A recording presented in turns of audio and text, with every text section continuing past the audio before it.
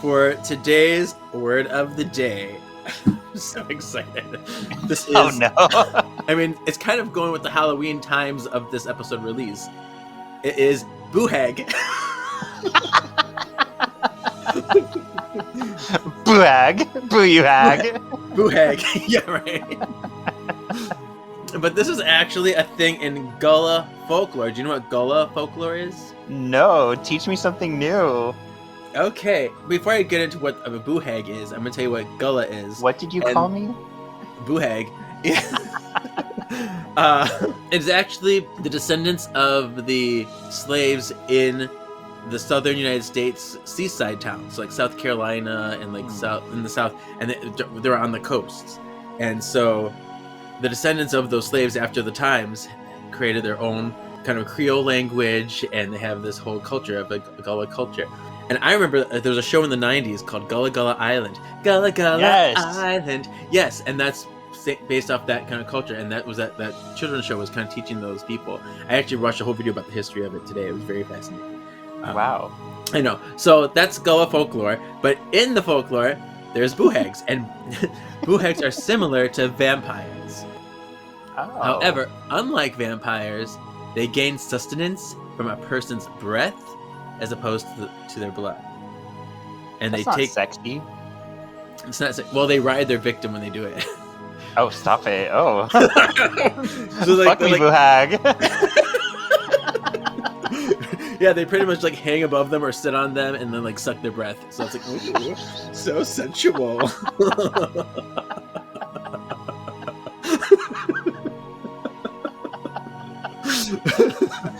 So they have no skin and are red. No. Yeah, they're kind of back to you. So, but it gets really gross. In order to be less conspicuous, they steal a victim's skin and use it for as long as it holds out, but wearing it as one might wear clothing. So they just put on somebody's skin and be like, I'm a person now, not a boohag. Okay, we're back to sexy. Okay. Yeah. And then they remove and hide the skin before they go riding other people. Oh no. So it's like, oh, I gotta go hide the skin in a bush or something. I can't with your boohag. So let me slip into something more skinnable. Exactly. This is like the longest word of the day ever, but I don't care. When a hag determines if a victim is suitable for riding, the hag generally gains access to the home through a small crack, crevices, or hole.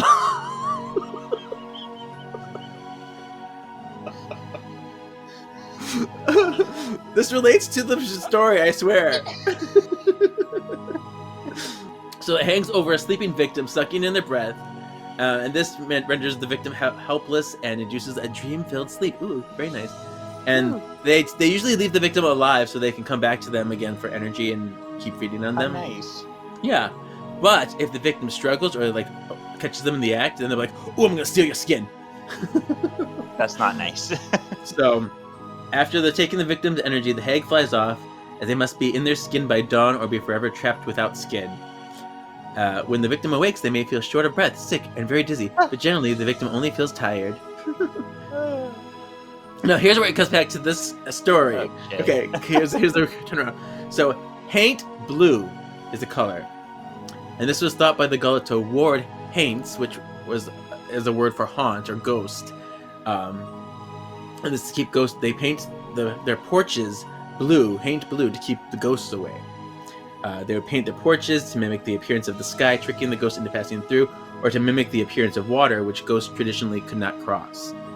And they would not only paint the porch, but the doors, window frames, and shutters. So there you go. Boohag. You haven't even read that? Wait, what are you doing with the book?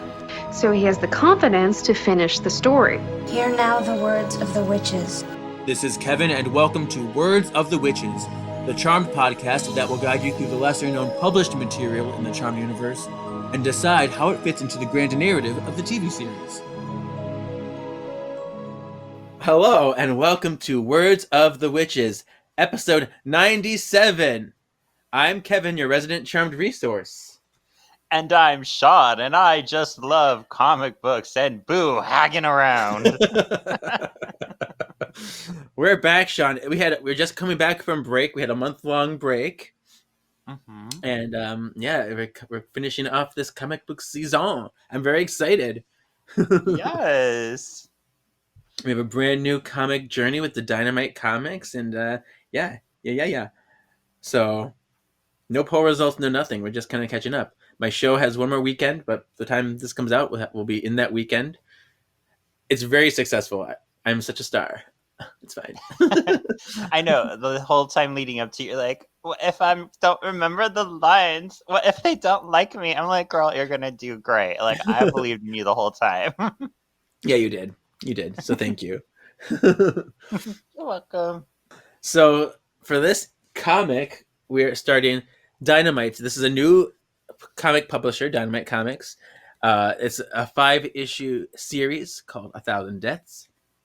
And I remember when I first read this, I remember liking it a lot. I don't remember all the details, but I do remember liking it.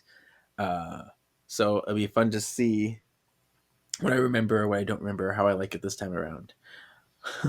I'm curious, and I know you have some stuff possibly lined up, but I'm curious to hear about the backside of what was going on, because already the art seems tighter. It seems like Dynamite may have been nicer to its people than our last comic series. Yeah, I'm curious. Well, we're gonna have some guests. Erica has already agreed to come on. The writer has already agreed to come on. So that's gonna be great. We'll hear some of that, and I'm going to try to get Maria, the artist, on as well. She's very popular. She's huge. She's a bodybuilder. She's worked on lots of DC comics, especially Wonder Woman and Green Lantern, and so she's very good. Wow. So yeah, any questions before we start? You told me once, but I don't remember when exactly this takes place. Based on Phoebe's hair, is it between season 6 and 7? Well, we're gonna go over that. We're gonna go over Okay. all of that. Okay. Hold on, let me just get it. Okay, let's get into this. Okay. Thank you, Rue. So this is 1,000 Deaths #1, published March 8th, 2017, written by Erica Schultz, artwork by Maria Sinapo, cover art. Well, we have lots of covers. We have cover A, which is this one. It has a season 5 page with the red hair really up front and center. We have a season 2 promo picture of Phoebe and a season 4 picture of Holly in frames. And then there's a little man frame of a man turned into a skeleton, a candle, Book of Shadows, a bunch of books. So yeah, that's the cover A, and that was by Joe Caroni. There's cover B, which is the animated one, the one that Maria drew, which might have that one too. It's kind of this one. The three of them, Piper, and there's actually a variant. They have different outfits in some of them, but it's the girls kind of in a church looking thing. It's like maybe Notre Dame with demons pointing at them and they're gonna attack. And Piper's got the Nicole Kidman pants in that one. The Nicole Kidman at AMC theaters.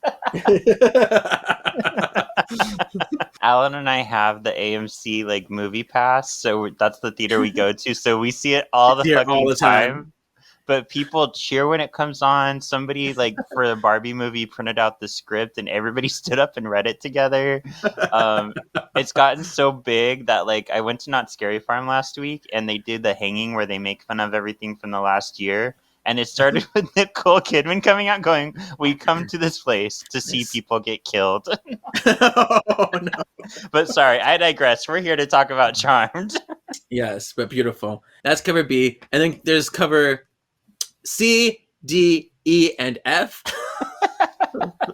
But those are all just... C is just a season 8 promo picture of the 3 girls. D is a season 8 picture of Paige. E is a season 8 picture... Yeah. And then we have... one of Alyssa in her blue, and then the one of Piper is a cover F in the black side, oh, look at me. Oh, so I feel like I've seen that one a lot of Holly. Yeah, it's a good picture of her. Mm-hmm. So I'm going to read the back because I don't have the individual issues like I did with Zenoscope ones. I just have the volume collection of them all. So I'll read the back of the volume collection. It says, Dynamite Entertainment is proud to continue the story of Phoebe, Piper, and Paige, television's fan-favorite witches, in an all-new adventure set within the official continuity of Charmed. So, and that's debatable because some people consider this like not they consider the Zenescope ones canon and these not canon. So really? it'll be interesting to see. But yeah, well, it does supposed to take place within the series. So, in the Charmed ones, Piper and Phoebe Halliwell lost their elder sister Prue. It severed the power of 3. But their discovery of half-sister Paige Matthews returned these witches to their full strength. Set within the timeline of the 4th season of the wildly popular Charmed television series, 1,000 Deaths is a thrilling, original story featuring San Francisco's favorite trio of supernatural defenders. The Halliwell and Matthews sisters may have defeated all manner of demons and monsters they've encountered so far, but now they're about to be challenged by a demon with a far grander plan. Having built a reputation as a wheeler and dealer in the underworld, Jal is a demon with unmatched patience. He has concocted a scheme to take the sisters out of the picture for good, allowing every Tom, Dick, and demon to claim the souls of innocence. Throw in Paige's old flame from art school, a new charge to train, a demonic accountant, and a unicorn. Yes, really, and you've got a new Charmed story you'll never forget. So Phoebe had this hair all the way back in season 4? It is kind of late season 4 hair. Okay. If you think about her, I think of her in Long Live the Queen, or We're Off to See the Wizard. It's kind of like that hair. This is slightly longer than it was, but it is similar to this. Oh wait, that's right, because it wouldn't have been season 6 or 7, because that's when I was already doing Hanging with You. I remember talking about season her 6 hair. is the short hair, the very short Yeah. hair. So this says season 4. Okay. I have some quotes from the writer who gets a little bit more detailed with that, but we'll play with that for now. Yeah. So are you ready to get into this? Yeah, I guess. Okay. So page 1, we see, it says Sororan Alley, San Francisco. And we see Piper chasing this demon with claws and a long trench coat through the alleyway. And she's like, Paige, orb ahead and cut him off. And then we see Paige orb in. And the orbs are beautiful. This is what orbs are supposed to look like. Oh, no blurbles here to be found. It's gorgeous. All right. So he turns. He does look like a boohag a little bit, doesn't he? A little vampire. Ooh. I feel like he looks like Lady Jack the Ripper, like Lady Deathstrike and Jack the Ripper. Lady Jack, if you will. So now we have Paige in front of him going somewhere, and then Pepper is on the other side, got him cornered. But then Phoebe appears out of nowhere, and then they're like, Pepper's like, I'd give up if I were you, seeing as you're surrounded and all. And then we see him go, All right, and then next up we see him do this kind of I don't know, like multiple man ripoff, but not quite, because he's making multiples, but they're red energy multiples, and he's like, now who's surrounded? And then we have Paige guys, when did he learn how to do that? They're just astral projections, they're not real. And then fuck, he kicks Piper. He kicks Piper in the face. Wood. And then she goes flying backwards. Whoa! And then she hits the trash, and we get this Piper butt shot. She's like, ow. They sure feel real. Yeah. And then Phoebe comes in, levitating. She's like, hey, yeah, this should hurt him. And she goes kick him. But he's like, oh, yeah. And he grabs her ankle and throws her at Piper, who just got up. Yeah. This poor girl. And she goes, chud again. And then they land in the garbage. And then Piper's like, okay, now I'm pissed as she peels a banana peel off of her. And she goes, boom, using her explodey power. And one of the clones crumbles, and then another one runs away, and Phoebe's like, hey, look at that butt on him though, damn. I know, damn that butt. Damn, Lady Jack, get it.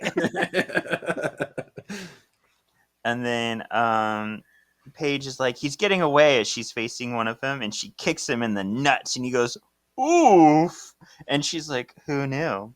And then she kind of levitates the orb away. She's like, I've got him. And Piper's like, Paige, wait. I have had enough. this bottom picture of Piper too is very like action here. It's like Pocahontas blowing in the hair in the wind. Like Yes, she can paint with all the colors of the wind. See? And the next page is a full page picture of Piper going, I am queen of the world as she walks down the alley. And yes! Big explodies everywhere. All the demons are like, ah! And they like feel the boom. And Phoebe's just like going there like, Piper! All right, then we see Phoebe how like, is it safe? Where'd they come from? And then Piper just nonchalantly, like she didn't just blow up like Six Lady Jack. She's like, today's just full of surprises. Come on, join me. And then we go back to Paige, like fighting Lady Jack. She's like, you're not going anywhere, bitch. And he throws like a fireball at her. And she's like, energy. And she throws it right back. Ha ha! Power play!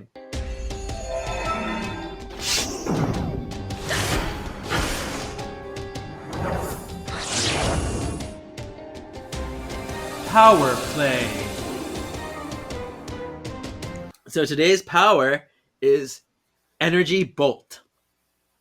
Oh. Now, energy bolts are thin and short bolts of magical blue energy that resemble a cross between energy balls and light darts. And light darts, I'm going to clarify what that is real quick, are thin, small darts of light and color that burn the target upon contact, which are usually blue or orange. These are orange, so it's interesting. So with energy bolts, the user can create and project bolts of energy and control the intensity or power of the projectiles. The bolts aren't weak, but they aren't as powerful as a full-powered attack. The bolts could be used to stun, burn, injure, or even possibly penetrate and stab. So, and in the show, energy, there's lots of energy stuff, but energy balls, were usually blue, whereas this one here is like an orange ball, which is like a light dart, which is orange. So, and then I look at these pictures and it looks kind of flamey, kind of electro ball-y. So to me, I think it's all the same power. I mean, like an energy ball, a light dart, this thing, energy bolt, it's all the same power, just used in different ways. So, and we talked about energy magic with Rennick back in season 9 with when he made the sword. Mm-hmm. And what we know about energy magic is that the color can vary by user based on who they are and whatever form it takes be different too. So this here is like a very specific, small, subtle use of energy magic. Nice. All right, so now after Paige orbs the energy bolt back at him, we see the demon go no, and he's just like electrocuted and and I guess blows up. And then Phoebe's like, nicely done, as she has a banana peel on her head. and Paige is like, thanks. And the Piper's like, you should have waited for us, Paige. Ew. Like, how dare you vanquish him without us? Like, please, he's just a low life level demon anyway, whatever. Like, I vanquished worse in my sleep. Piper's like, still, we can't get cocky. As like Phoebe and Piper take banana peels off of each other's heads right now, so that's nice. And Paige is like, okay, whatever, you guys, I don't care about you guys, I have stuff to do. And she's like, I gotta go back, I gotta go meet my charge. And then Phoebe's like, I gotta go back to work, it's fine. And then Piper's like, oh yeah, and I gotta meet with my accountant. Oh, smelling like garbage, pu. And then Paige runs off to her charge, and she forgets to orb Piper and Phoebe is like, oh wait, you're gonna leave us stranded here? She's like, oh yeah, okay, sorry. So, did Paige already have charges this soon? Keep that in your brain for canonical. Okay, canonical. Bring that for canonical. Look at you. See, you're doing smart. See, look at you being smart. Okay. My X-Men brain does have to point out, like, the vanquishing demon right here is so Sunspot. He looks just like Sunspot. It does. Yes. Thank you. Which, solving for X, we're going to be talking about Sunspot soon because he's going to be in X-Men 97. Woo! The underworld. So we see she's wearing a big purple cape, and she's a he, but I'm going to call her she because she is so much. And so she's sinister, like, Yeah. She's like, you failed, Charon. How could you fail? I gave you my powers. And Charon, who is the demon we saw fighting the Charmed Ones earlier, is like, you told me I could create dozens of clones. I got fucking 6. Can you count? 6? That's half of a dozen, not dozens, you dumbass. And then she's like, perhaps the problem doesn't lie with my demon clones, but with your inability to use them properly. And then Charon like makes clones. It looks like he's like, I'll show you how to use them. And then the she demons like whatever, and she's just like red energy into Charon, and she's like, and Charon's like, what are you? No. So it's interesting. So the Charmers didn't actually vanquish him. It was like almost like a ruse, or just like maybe it's a temporary something or other, you know?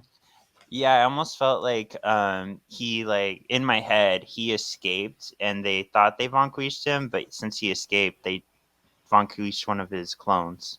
Yeah. Mm-hmm. And it is interesting. His name is Charon because that's close to a demon that we know. Yeah, it's Karen, but it's Charon, which is the soul fairy demon. So interesting. Interesting. So then we continue the conversation of after the torture. He's like, "Wait, we can do this. I know we can. I just need don't torture me anymore." And then she, purple bitch man, is like, "The plan failed. You couldn't muster a victory against the Charmed Ones with my powers or a million others. The problem is you, bitch." You got all Taylor Swift right there. Yeah. Yeah. And then we see the eyes go crazy. Oh, and then he gets all vampire-y like. He's like, now, let me show you how my powers really work. Ew.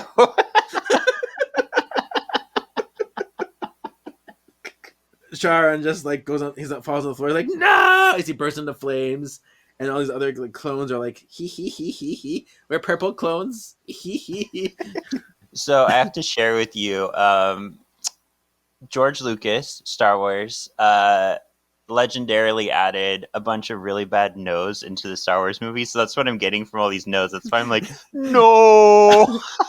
It is very much that. It's like, yeah, they're on 3 pages in a row. No. Yeah, like when Anakin first wakes up as Darth Vader and finds out Padme's dead, it's just I laughed out loud in the theater because he's like, no. And then in Return of the Jedi, they added Darth Vader's watching Luke get tortured by the Emperor, and he's like, no. I'm like, why did you have to put that there? You ruined it. So yeah, that's what it's giving me. Yeah. All right, then we see she purple he demon is like, that seems like a waste of a perfectly good demon. Well, this is the new character. Oh, that is the new character. You're right. Yeah. Oh, the hair threw me in the purple cape. Yeah. So she Dracula is like, that seems like a waste of a perfectly good demon. And then she purple demon he is like, who are you? And she Dracula is like, I mean no harm, brother. These are desperate times. Warlocks, demons, the Charmed Ones decimate all our ranks. And those of us that are left are barely strong enough to leave the underworld. And then all these names. she purple demon he is like, and you are the answer to all our problems. And she Dracula is like, perhaps we need a human's life force to give us strength. We need souls. Combining your powers with those of another was the right idea. You just had the wrong vessel. Ooh. So, she purple demon he's actual name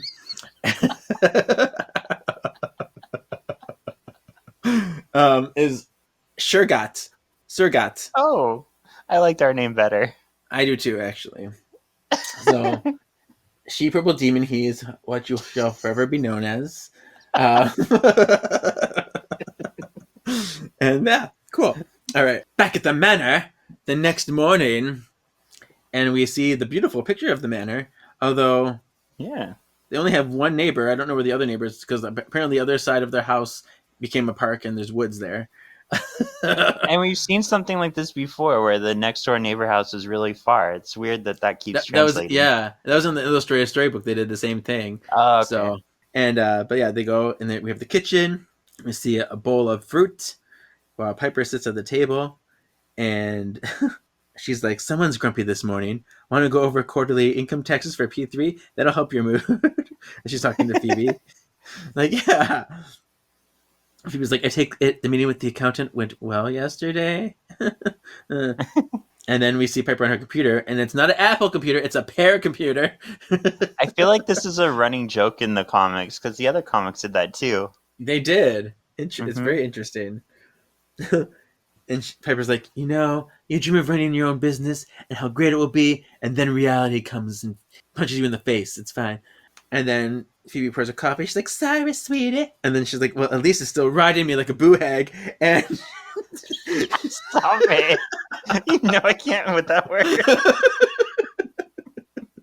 And she's like, she wants me to take a more serious role at the paper. We're having some big meeting today about it. And she's like, "I'm not a meeting person." And then Piper's looking over her paper. She's like, "I take it as a compliment. Don't sell yourself short. You're super smart. You got a psychology degree. Don't forget." La, la, la, la, la. And I want to give props where props are due. I feel like this is the best art we've seen of Alyssa Milano on this page. Yeah, that's great. And look, I mean, it's very much, here is that season 4 hair. It really is. Yeah. So then next page, enter page, and Piper's like, "And you're helping people? Isn't that what's important?" And Paige's like, "Plus, I'm sure the fame, publicity, and billboards are a nice perk too."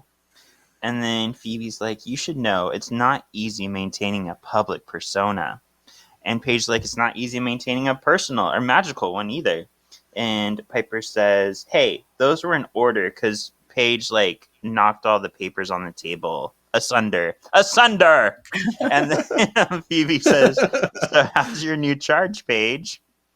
And Paige is like, "Canonically, I don't know because I don't have any yet. But Shayna's great. She's into art like me, but she's terrified of her powers. She doesn't know what's real or not. I tried telling her that being a witch is an honor, but she's just so..."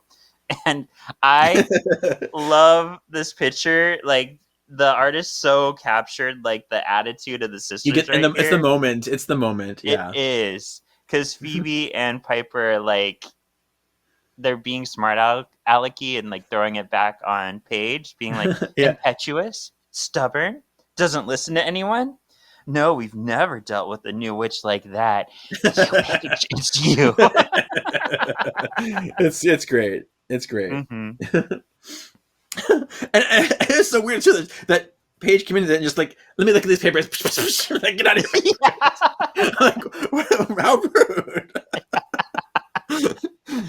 And I love this picture too because you see the screen on Piper's laptop, and it's totally copied and they just look like a screenshot of their own computer and put it on there. You can tell it was like Windows document, like a Word 97 or something. I don't know. Yeah.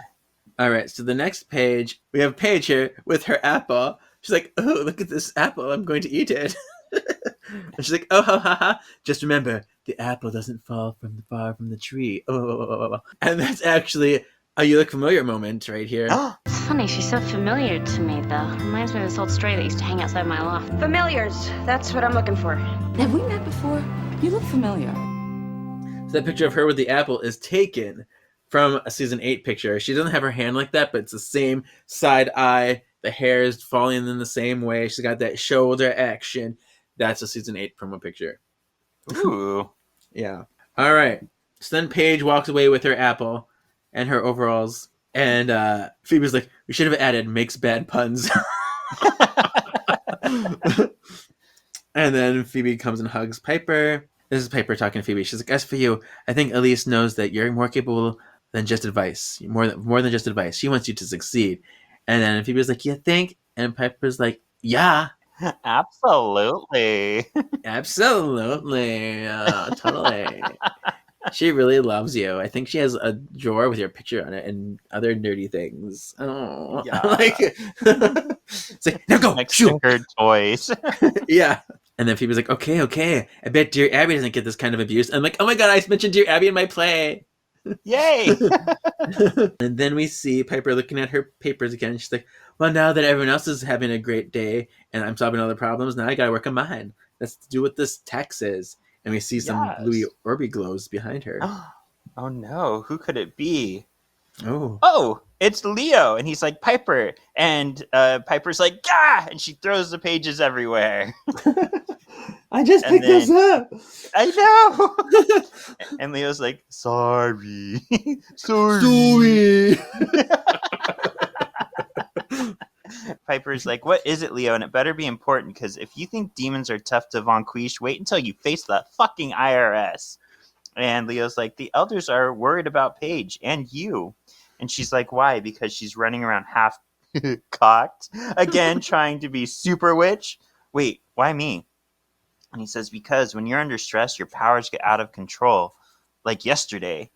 And she's like, my powers are fine. Tell them to stop worrying. But okay, I'll talk to Paige, just not now. I didn't find that cloning demon we fought yesterday in the Book of Shadows, and that's never a good sign. Plus, Phoebe is worried about work. Not to mention I have all this fucking paperwork for the accountant, and when did life get so complicated? And Leo says, Piper, you can do this. And she says, think you can stick around to help me with the taxes? And I feel like this confirms one of our theories. Suddenly he's like, I hear the elders calling, love you. And he orbs out. She's like, Leo! I remember we talked about, I feel like Leo uses the elders as an excuse, and he's totally doing that right here. Totally. It's like, oh, yep. Sorry, I gotta go. Someone's calling. Yeah. I already came inside you. Oh, elders need me. Bye. Well, do you know what? They actually make a joke about this in the show itself. Oh. Do you remember in Oh My Goddess, where Phoebe asks, they're gods at this point, and Phoebe's like, do you actually think he checks with the elders? And Paige is like, no. He probably just orbs to a sports bar and buys his buddies rounds of drinks. Yeah, my wife thinks I'm up there. Here's to the others. And so they do make that a joke in the show. Nice. The next page, we're at the Bay Mirror later. And we see this fugly ass Elise. And she's like, I don't know what this haircut is. I don't know. But she's like, this is a big step, Phoebe. And Phoebe's like, yeah, it sure is. And then Elise is like, I'm proud of you. And then we see this guy, this nerdy guy in a suit, to pull out some big old stack of papers. He's like, now, Miss Halliwell, your new expanded role here at the Bay Mirror comes with some legal disclaimers you should be aware of. Don't forget to initial every single page. There's hundreds of them. And then Phoebe's like, oh my god, I have to read and sign all of this. My life. And then Elise, with her ugly hairstyle, she's like, Bobby, I don't remember. She's like, Bobby, I don't remember this bitch paperwork. And then these other people come. And she's like, oh, you know what? Things have changed since you joined the paper release. It's a new era. It's the new frontier. We got digital reproduction and social media and DCMA takedown notices and knockity knock knock knock. And we see the assistant come, and she's like, gasp, Phoebe, you have a phone call. And then Lisa's like, Robin, we're in a meeting.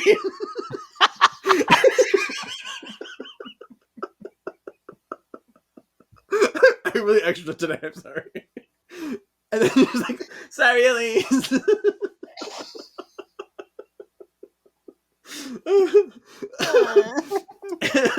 And then the Robin's like, it's your sister Piper. She says it's urgent. And then people's like, yes, thank you. I gotta get out of here. And then, would you excuse me for a minute, Elise? And then Elise puts her hands on her hips. She's like, Phoebe! Which is very much Elise. Phoebe! I think it's funny how all of Elise's drawings in this, like, she looks like she's from the wait, what's it called? It's not Arthur, it's Archie, the Archie comic. Oh, yeah. She's got like the Archie eye.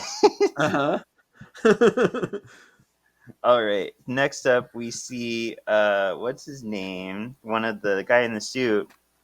He's like, Bobby, don't forget this, Miss Halliwell. And she's like, yes, this, thanks. And Phoebe's handed a huge stack of papers, and she's like, fuck, what am I getting myself into?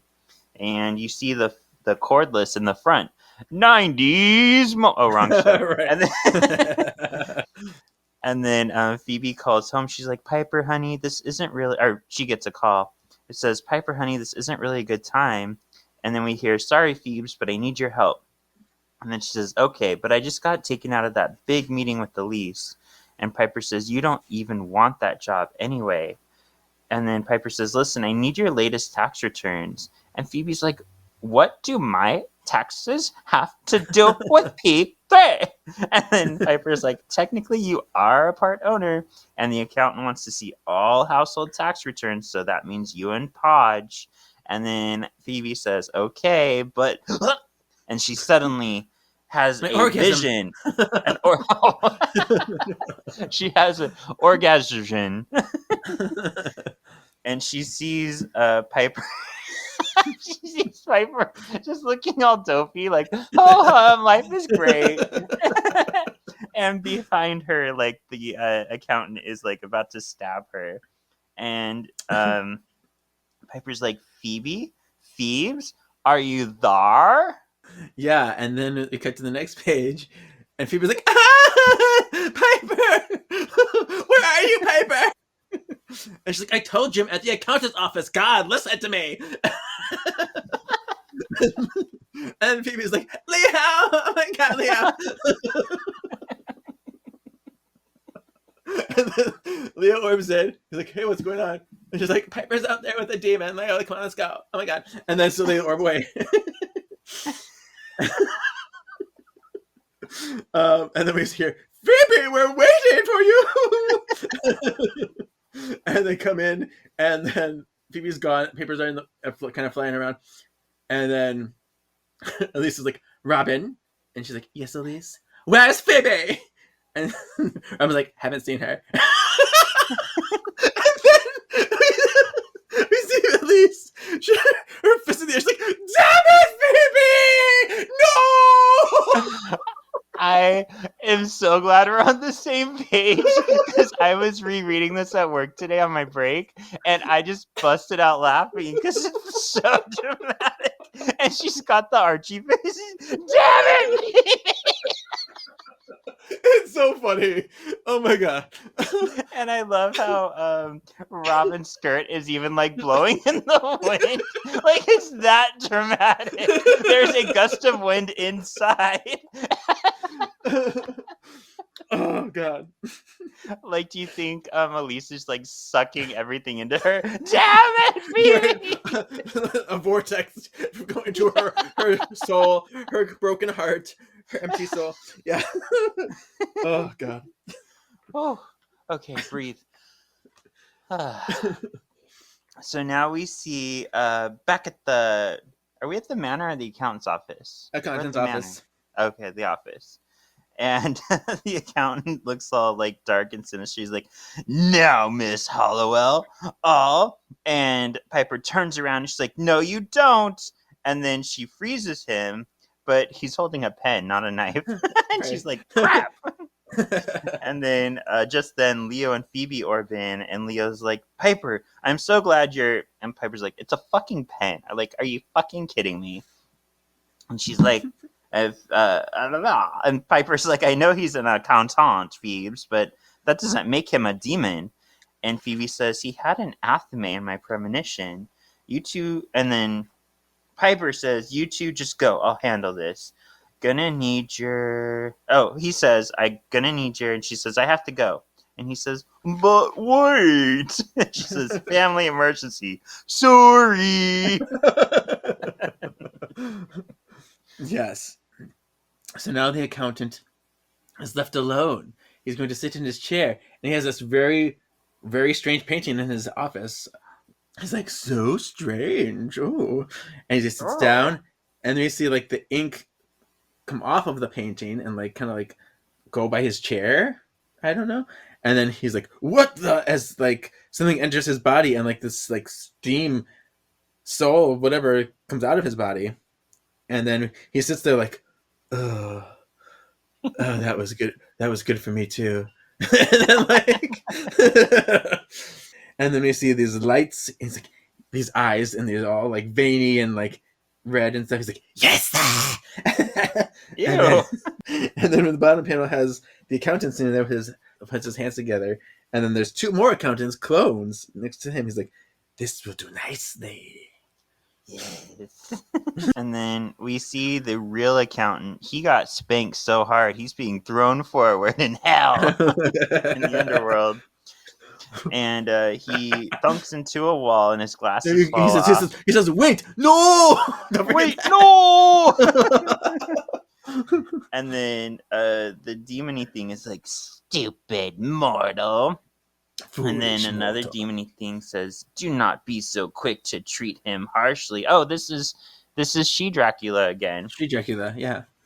And she's like, these mortal souls will be what powers us as we ascend into their world. Brothers and sisters, you see, my plan is working. And then, like, the green demon. That's not she purple he demon. I think it is. I think it is, but with new green skin. Okay. She says, we gave you all our powers, leaving us vulnerable to the charmed ones, and you bring us one soul? Oh, it is. And she Dracula says, patient. She purple he demon. Sir Yes. And then he has this. Then she Dracula has his name is Jarl, but yeah, and he has this whole speech. He's like, think of all the times you've failed to kill the charmed ones. Have you ever thought why? I think the answer is twofold. 1, you're too impatient, and 2, unlike many of you demons, I was once a mortal. Ooh, interesting. True. It's been centuries, but I still know what humans want. I know their needs, their desires. They want friendship, love, orgasms, but most of all, they want comfortable lives. Boo-hags. Most of all, they want the comfortable lives equipped with all their precious toys. I mean, that kind of goes with the sex, but sure, whatever. They want the glitz and glamour, so they so they can show each other up. Every demon and warlock, no matter the caste, gains powers from the souls of innocence. So I'll not only provide you with the souls to strengthen yourselves, but I'll give you the portal to their world so you can feast on souls as long as they're plentiful. Teach a demon to fish and all that, you know. The fat man in the cage isn't going to survive long enough to get us all to their world. Yeah, so this is she purple demon he in a less fancy outfit, and like, this is going to fail because this fat man is going to die, so whatever. I was like, what's your plan for that? And he's like, she Dracula's like, the process has already begun. And it continues with she Dracula saying, with a little imagination, she purple he demon in a potato sack Sergot, even you can understand my plan. You see, in art, there's always something for everyone. And we see, I believe he's just shirtless, but he may be naked, but the shadows make it hard to tell. We see this long-haired artist painting, and he's painting kind of a... what was his name? Pollock. Jackson Pollock. Basically, he's just scatter painting. And then we just end there looking at a room full of paintings. Yeah. See, I was getting ponytail Gambit in the basketball, in the jeans, the cutoffs. I was like, ooh. Jeans! Yeah. So that's the end of issue 1. Yeah. Mm-hmm. So what are your overall thoughts on this issue? I like it so far. It's interesting. I like that we're seeing kind of an art demon, because I know we got kind of the demon who would trap people in pictures or paintings earlier, but I like this kind of new twist that there's some sort of portal through the art, which makes it interesting. Mm-hmm. I like Sergot seems interesting, and so does Jarl. They seem a little different in that they're more vampiric, and I like that we're kind of getting more of a demon feel than just sexy men in tight black leather. Yeah, they got capes now. They got Doctor Strange capes.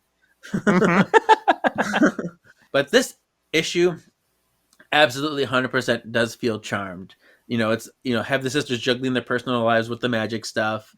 And I like that the demons are doing something that's different. They found a way to share their powers together, working together to throw the sisters off, which is kind of unusual because most people are very territorial about the powers, demons especially.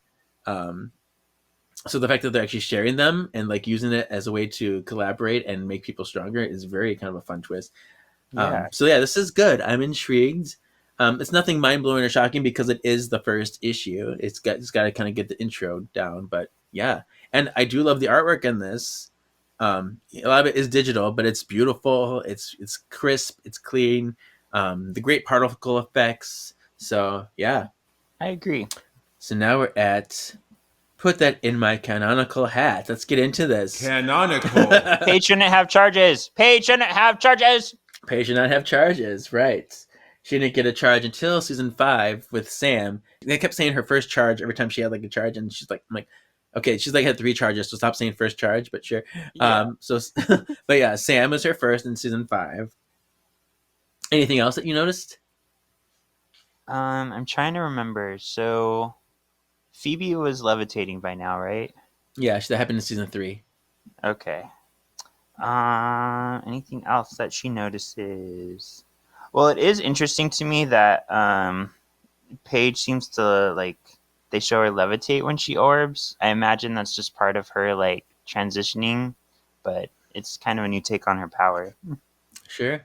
Yeah. So okay, I'll go over mine. I did have that one. So if you look it up, it will say that this takes place between seasons 4 and 5. And if that's true, then yeah, Paige shouldn't have a charge. Piper should be pregnant at this point because Piper would have got pregnant at the end of season 4, and she's not pregnant. Phoebe didn't start working at the Bay Mirror until she started working at the end of season 4, but it was very new and fresh and stuff, which I guess put at the end of season 4, sure. And then there's not enough neighbors. We noticed that.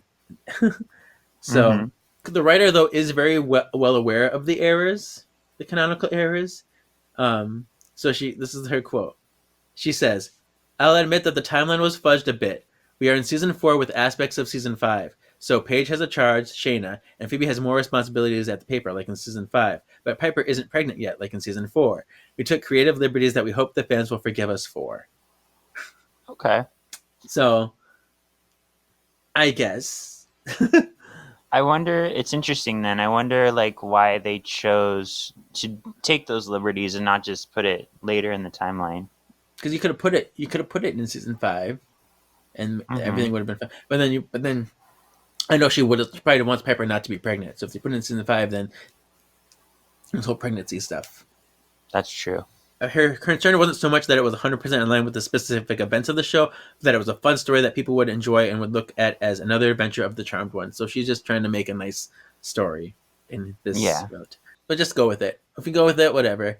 Yeah, it's something reading as many Marvel comics as I do. You just got to get used to this because there's sometimes where somebody dies, but they're still in another story, or like canonically, it's all over the place. Right.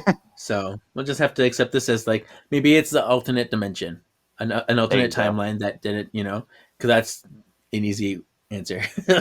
So like the alternative timeline that the reboot sisters end up in. Would you say that?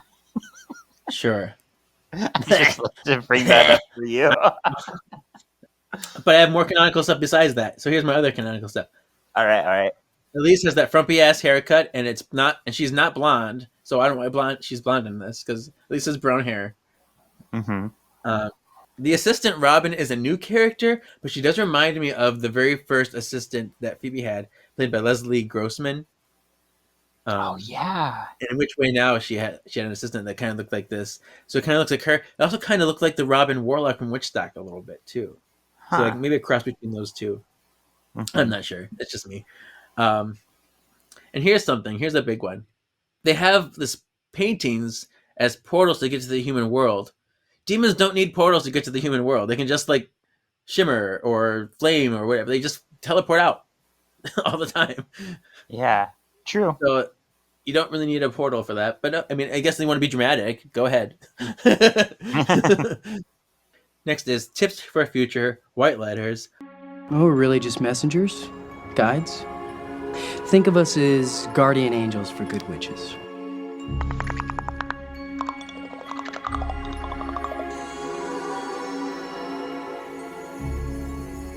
Tips for future white lighters. I was out being a force of good in the universe. What is the moral of this story? So I got this first from the demon storyline, but then on my reread, I also got this from Piper, and it's a very like soft spot for me because I got fucked over in both ways in the last year. My moral of the story is the man doesn't give a shit about you. Because the reason I say that is the promise to he purple she demon of like, I'm gonna give you all this power, and then she only got 6 clones.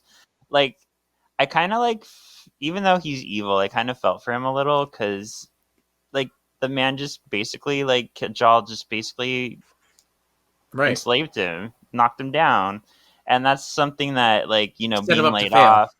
Yeah, set him up to fail. Like, it just kind of feels like being laid off. I get that feeling from, or just the way we're looked at as numbers by like the government, basically. But also, upon also being laid off and being unemployed for the 6 months I was this year, I also got two notifications from the IRS that I owed back taxes. I'm like, bitches, you know that I'm unemployed and you want me to pay like $2,000 to you? Like, fuck off. So I got them too. Everybody. I got them too, and I paid them because I'm like, well, I guess you're right. I don't know. Like, thanks. Yeah, what can you do about it? Right. I was so mad though. Mm-hmm. Whatever. So my tip is, I said, when your finances become too difficult to manage, get an accountant, because I need to get one. I really do. I don't know how to do my taxes. They're gonna find me because I'm not doing it right. They're gonna find me for negligence because I don't know how to what I'm doing. I'm like, well, come on now. I don't know. That OnlyFans money, whatever. Whatever. I'm so popular. Everybody likes my huge penis. I'm Kevin. Oh, let me throw this out here while we're on the subject. Apparently, some douche named Victor Bennett, they stole the Victor Bennett name, not the good Victor Bennett, but this douche named Victor Bennett on a Charmed group, posted a picture from the Words of the Witches Instagram of me with my Book of Shadows, and then another one of me like a jerk off video on a Charmed Facebook group. He's like, oh, and trying to like drag me, like call me a pervert or something like that. I'm like, okay, what the hell? But people were messaging me like, dude, you know what's going on or whatever, crazy. But apparently they all were vouching for me. Everybody in the comments was like, shut the hell up, why'd you put this on here and stuff? So it backfired on him real bad because they're like, dude, we love Kevin. Yeah, so and you've been very open with like your OnlyFans, so he's not surprising anyone. Right, you know, and trying to make me like drag me under it. So someone's jealous of me, whoever they are. Well, and I will say this because I've said before, but I listened to Alaska and Willem on Race Chaser, and they are both, especially Alaska, very big proponents of what's like kind of demystifying or like taking away that shame that some people look on sex workers. Like, why does it have to be you can't have like hobbies and sex work? Like, sex work makes money and it's a valid job. So I like that they're putting that out there, and I like that we're going that direction as a society.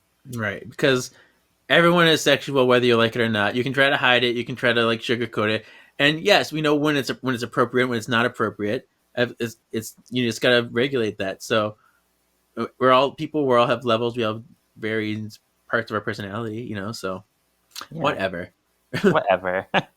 Fake Victor Bennett. I know. I spit on your grave. All right. So now, what is the onomatopoeia? I went with chud. That's what I picked too. Yeah, it's new. It's fun. It's like yeah. It sounds like Chode, which is another X-Men character. Yeah, exactly. Literally a thing. Yeah. All right. So most valuable panel. I'm gonna go with the least. Saying, damn it, because it gave me everything. It's everything I needed. I kind of want to pick that one too, but I did not pick that one. it's so funny. It's so good. But I picked Charon with the astral clones popping out. It just looked really cool and regal with the astral clones, the red in it and everywhere. If I had to choose a serious one, it would be that one because that one really caught my attention. But it's Elise, and she's saying, "Damn it, damn it, baby," causing a vortex. Exactly. All right, sexiest drawing. I thought of two. I don't know which one I'm gonna pick. I feel like I have to go with it, but like the Piper like blowing up Lady Jack clones, and it's like boom, and like get it, mama, with the shirt blowing up. That is super sexy. I mean, it's a 1-page spread for a reason, but I went with ponytail Gambit painter jaw. Just as shirtless in the back and the possible butt in the art. I don't know. So issue ranking. Would this be Magically Delicious, Pretty Witchin', A Sorcerer's Apprentice, Disenchanting, or Vanquishable?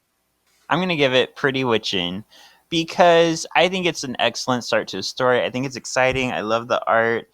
I mean, there are the inconsistencies we talked about. So, like, I'm wondering if that's going to be addressed. Like, especially the biggest one that I'm concerned about is why the demons need to come through the art. It's a cool idea, but I hope we get a reason for it because you're right. We've never seen this before. I mean, maybe it's just insidious and more of a sneaky way to do it or something, or maybe they can spy through the paintings. I don't remember because I feel like there needs to be more to it, you know? Yeah. All right. So I'm between Sorcerer's Apprentice and Pretty Witchin'. Because it is good. It's not mind-blowing. I like it. Can I... So I have to pick. I guess I have to pick one. I can't go in between the two. I don't have an in between category. So I'm gonna go. I'm gonna go Sorcerer's Apprentice for this one, just because a lot of my first issue ones are at this point because it's just like the baseline, and I always feel like it can get bigger from there. So now I have a few little miscellaneous notes. I do want to thank Kostas, also known as Charmed Comic Fan. He's done a lot of research and stuff on these things and interviewed a lot of the people who worked on these. And he has this whole website, which is a great resource that I've been using a lot to find information about the comics. And I was looking at some interviews he did with Erica, and I found some information that's interesting. Nice. So Erica said her favorite sister to write for was Paige. And she was told that she couldn't include Prue whatsoever. Wow. Which is why she had to set it here. And then Kostas asked her this question. He said, "Art and paintings are a big plot point in the story. How did you come up with the idea to use art as a way for demons to invade the human world?" And Erica said, "Many years ago when I was still a young single gal living in New York City, not unlike Phoebe, I had several friends who were artists who would show in galleries. I wouldn't say I was part of the scene, but I did attend more than my fair share of showings. And I got to witness the interactions between dealers, agents, talent, and patrons. I thought I'd bring some of that experience to this story." That's cool. Yeah. So there's some personal experience. Yeah. Prue? Piper. You mean it's just you and Prue, huh? Phoebe? Phoebe, you there? And a big hello to you too, Penny. Come on, Patty. The rest is up to them. Paige. My name is Paige. Another P, imagine that. P is for poll. All right, so our P is for poll this week is not going to be really related to this issue, but because we're close to the Halloween season, this is like October 27th when this comes out, I'm just going to ask, what is your favorite thing to do for the Halloween season? I would say mine, and I didn't get to do it as much this year because of, the whole unemployment and coming into Starbucks, everything. So I didn't have as much money to play with, but going to different like haunted house or maze events. This year, luckily, Rachel and my mom both separately got free tickets to Knott's, so I got to do Knott's Scary Farm. I paid to do Universal Studios, Halloween Horror Nights. My mom also won free tickets to Magic Mountain Fright Fest, which we did last night, which I'm glad I didn't have to pay money for that. Six Flags is going way downhill. It really are. For the past 2 years, Alan and I have traveled to San Francisco to do the Peaches Christ owned maze.